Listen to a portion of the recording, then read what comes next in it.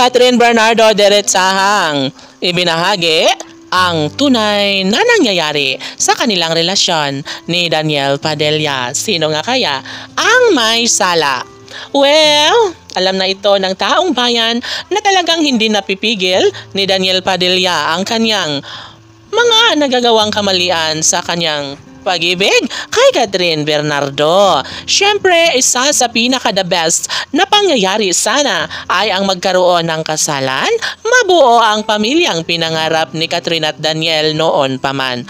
Ngunit sadyang napaglaruan ng panahon ang matamis na pagmamahalan ni Catherine at Daniel. Sabi nga ng aktres na sadyang unang-unang gumawa ng hindi maganda si Daniel Padilla sa kaniyang pagmamahal para kay Catherine. Kaya hindi ito ang unang pagkakataon na sadyang nakita, nahuli ni Catherine na mayroong pagkakataon na gumawa ng aksyon si Daniel para tuluyang mawasak ang kanilang pagmamahalan ni Catherine Bernardo.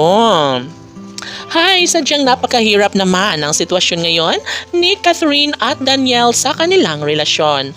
Bukod tangi na ibahagi sa taong bayan ng isang pagkakataon na dapat sanay magkaroon ng kasagutan ang lahat. Depensa ni Catherine Bernardo na talaga nga namang nawala ang kanyang pagmamahal ngayon kay Daniel, kaya hindi na niya ito babalikan pa kailanman, lalong-lalo na at si Daniel Padilla ang unang gumawa ng maling hakbang para mawasak ng tuluyan ang kanilang pagmamahalan ni Catherine at Daniel. Walang ibang hiniling si Catherine kundi sana'y makasama hanggang sa pagtanda si Daniel Padilla dahil alam naman natin ito na siya lamang ang lalaking pinaka-iniibig, pinaka-minamahal ni Catherine Bernardo, no? Sa totoo lang ay gusto nang ibahagi ni Catherine Bernardo ang kanyang magiging bagong kasintahan kapalit kay Daniel Padilla. Ngunit pinoprotektahan at gusto lamang ni Catherine na tahimik ang kanilang pagmamahalan.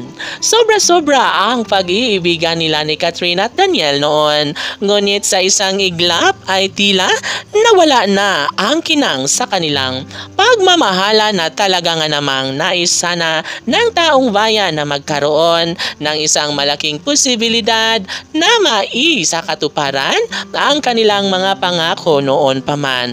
Pangarap ni Catherine at Daniel na sila ay maikasal at mabuo ang pangarap na pamilyang noon pa man ay kanilang kagustuhan na mabigyang katuparan. Laban!